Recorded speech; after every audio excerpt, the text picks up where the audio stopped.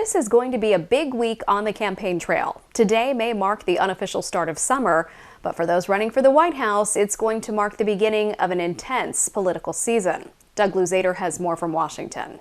How's it going, buddy? How are you? What's your name? Florida Governor Ron Desantis has been through the motions in Iowa already, but nothing like what we're about to see this week. Starting tomorrow, he'll return to Iowa for a whirlwind 12 stops in 4 days before heading on to New Hampshire and South Carolina. His strategy, replicate the success he's seen in Florida in back-to-back elections. In Florida, we united the Republicans like no one's ever done. I think I got 98% of Republicans in my reelection. We also really expanded the tent, and I think that's the only way that you can do it. But after an awkward campaign launch last week on Twitter, the knives are out for Desantis. And it's not just coming from frontrunner Donald Trump, who's going to be in Iowa this week as well.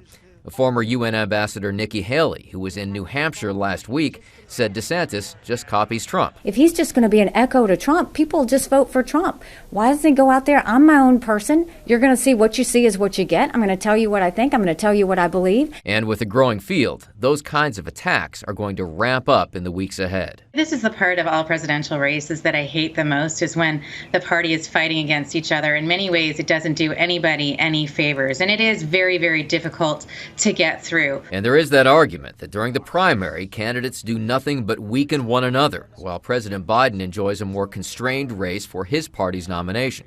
And his campaign schedule thus far has been very limited. But this is also a chance for Republicans to test their messages and learn how to address shortcomings out on the campaign trail. And it's a chance to prepare for debate season, with the first Republican primary debate set for August in Milwaukee. In Washington, Doug Luzader, Fox News.